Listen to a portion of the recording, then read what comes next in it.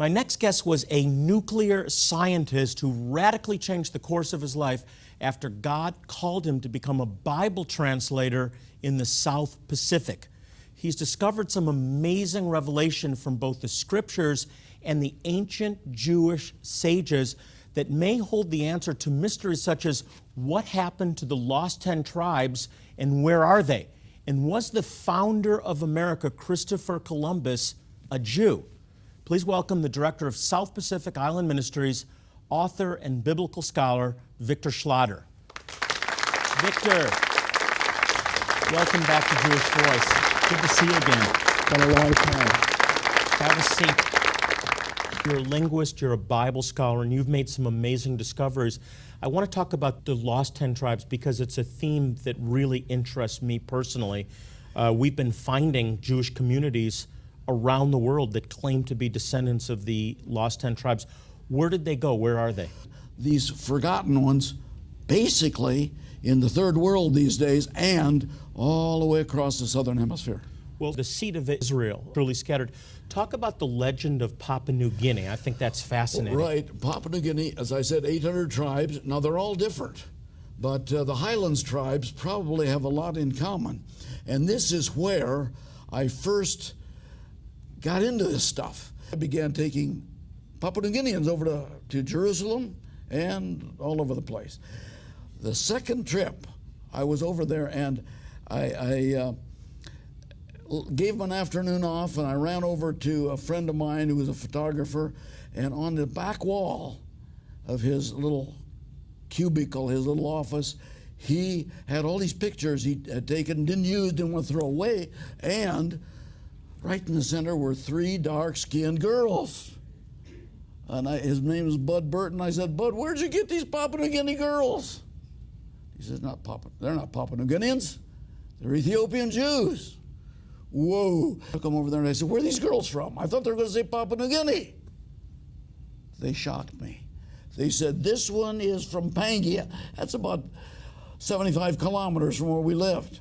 This one's from Mendi. That's the Southern Islands capital, or the provincial capital. So they recognized them? They looked the facial featers. You could tell them they're different, but I wasn't born there, but I could tell a lot of them. And then this third one, we don't know. We don't recognize her. She must be from the coast. Anyway, I said, look, you guys, these are 3 daughters of one father born in Africa, and her father brought them to Jerusalem last year. And that's where he got the picture. And then he started telling me our ancestor was Avram Pamu. Now, you know, B and V are interchangeable in Hebrew. Avram, that's Abram Pamu. And I didn't know what Pamu was at the time. I found out later. Ramu. It's Ramu, and it means exalted. Added Ham, Avraham, exalted father of many nations.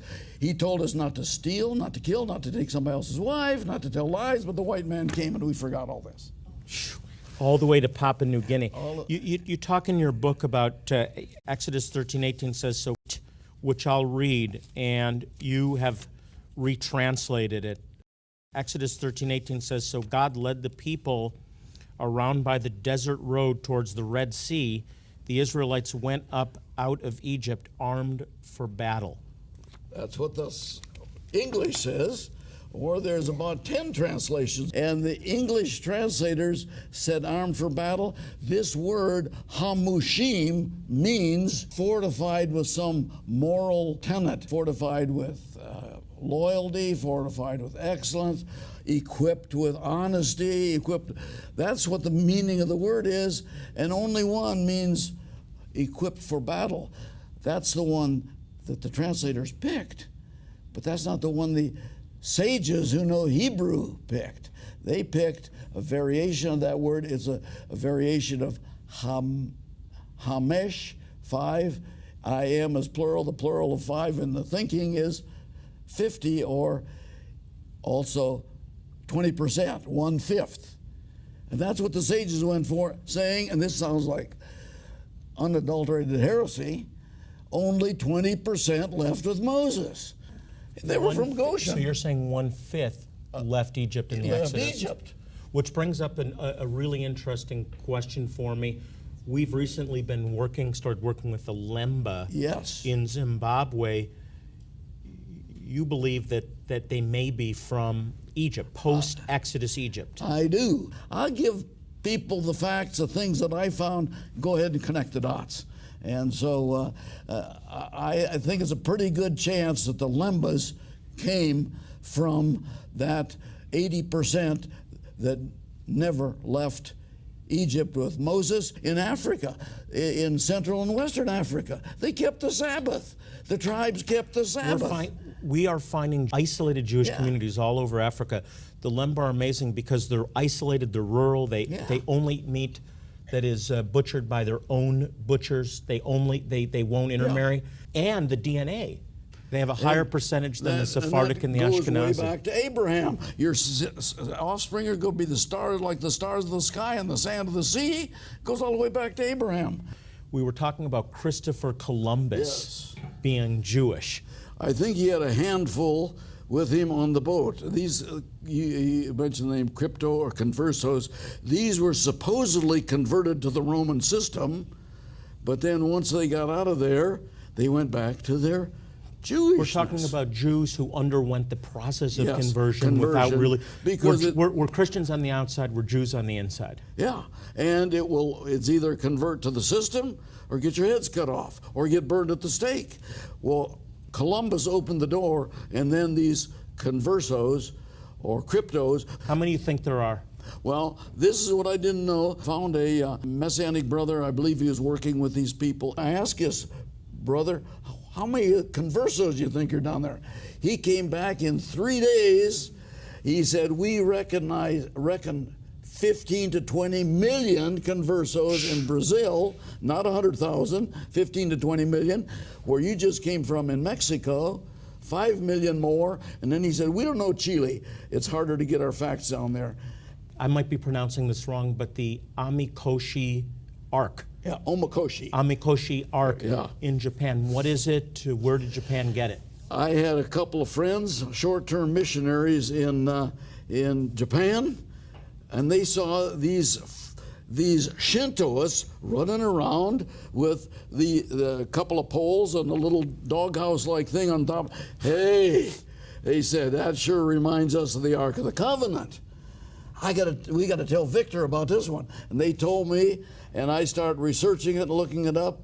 And the bottom line here is that in 40 days, that it only took 40 days for 2 tablets of stone to shift off into the golden calf. So what's going to happen in 40 generations? So therefore, this Shintoist ark certainly must have come from some Jewish tracks way back. The fact is that God made some pretty good seeds, and these genetics could pop up one of these days. They could indeed. How about the seed of Israel in China? Abraham's second wife, Keturah, had sons and daughters.